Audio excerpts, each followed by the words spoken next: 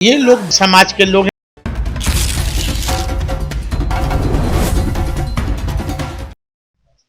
नमस्कार, मेरा नाम प्रीति है। आप न्यूज आई देख रहे हैं। देखिए, कल बिहार में एक बड़ी रैली हुई दलित समागम के नाम से। ये रैली जो है जीतन राम मांझी करवा रहे थे। मौके पर सम्राट चौधरी और मुख्यमंत्री नीतीश कुमार ही पहुंचे। हालांकि नीतीश कुमार जो है 2 मिनट के लिए ही पहुंचे, 15 सेकंड का उनका भाषण था। लेकिन सबसे बड़ा सवाल ये उठा कि चिराग पासवान को बुलावा नहीं गया, चिराग पासवान नहीं गए।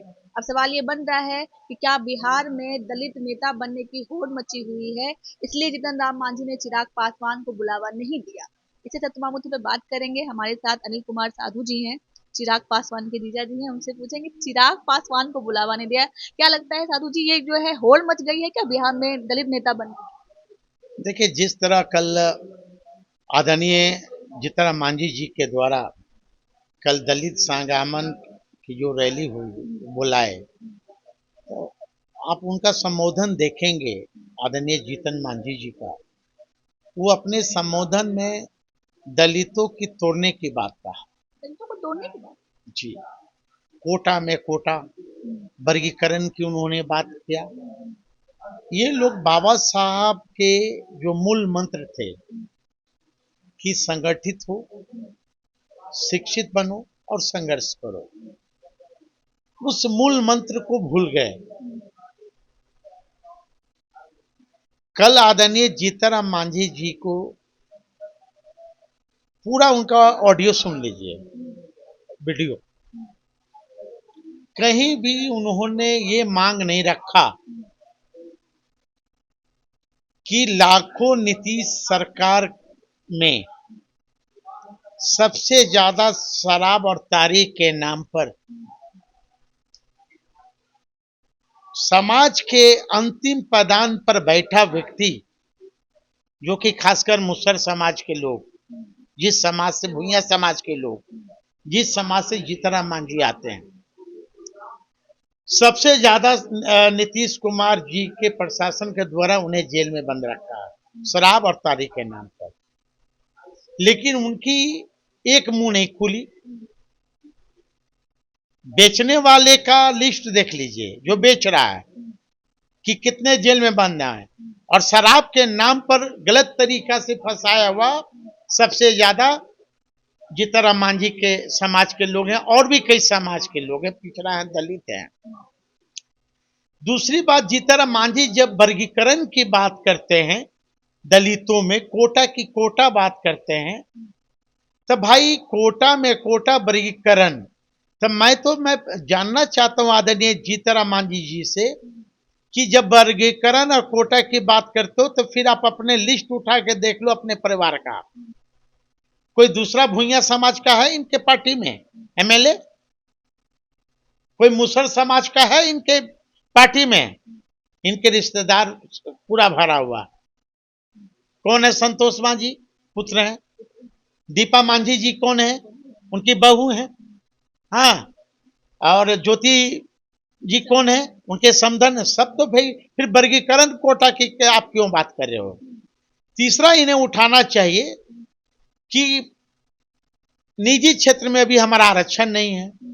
एक मुंह आवाज नहीं खुला। जब केंद्र सरकार में आप मंत्री हैं, तो दलितों की जब आप रैली कर रहे हैं, तो दलितों की आवाज तो उठनी चाहिए।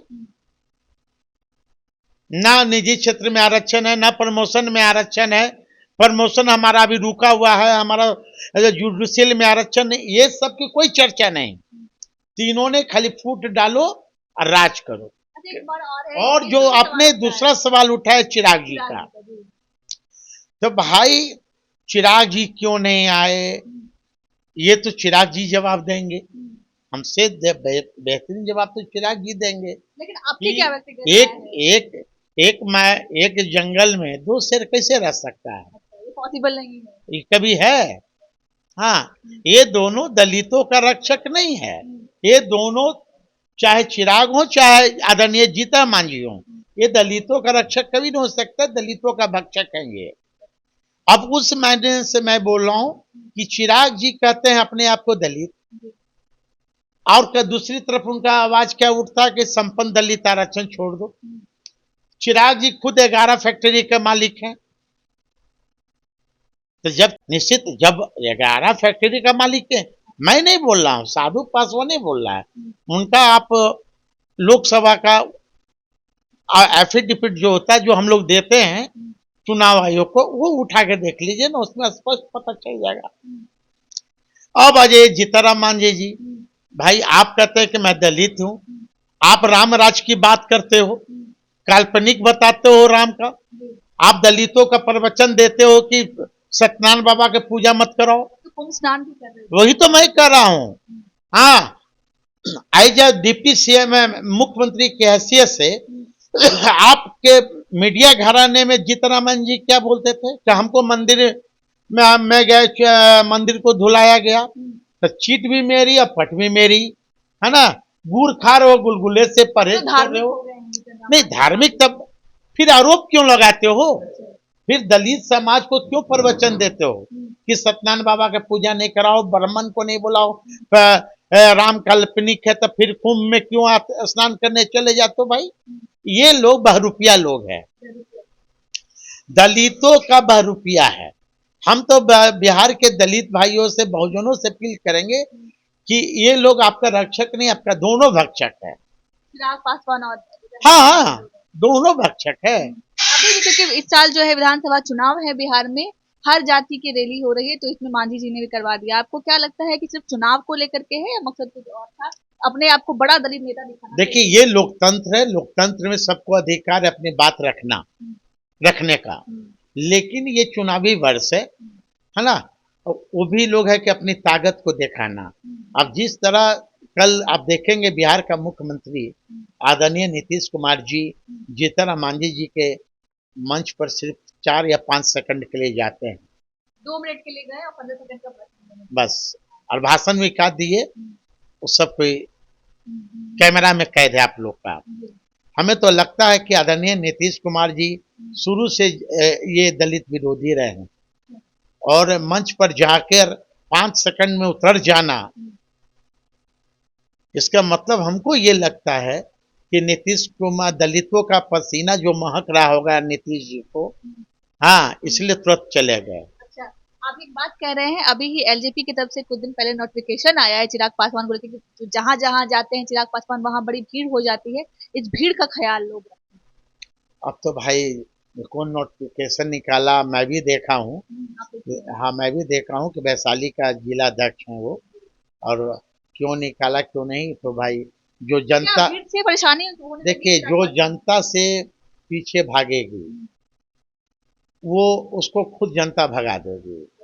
हाँ, मेरा ये व्यक्तिगत मानना, क्योंकि राजनीतिक जीवन में मैं भी बचपन से हूँ, मैं भी एक राजनीतिक परिवार से मैं आता हूँ, हमने यही सीखा है कि हमारा जनता ही सब कुछ है।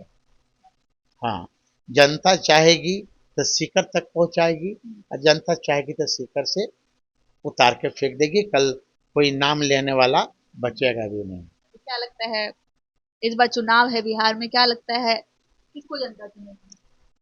देखिए यहाँ एक एक मैं आपको बीच में रोकूंगी, एक सर्वे आया है जिसमें कि 41% तेजस्वी यादव की यादव जी का। संभावनाएं दिख रही है हाँ, कि वो मुख्यमंत्री बन देखिए यहाँ 2 ही युवा नेता है अभी, सकते हैं। एक और आ रहे हैं सर, निशांत एक कुमार की भी निशांत बड़ी जी आ रहे हैं, चर्चा हो तो रही है। निशांत जी को तो नीतीश कुमार जी ने कैद कर रखा है।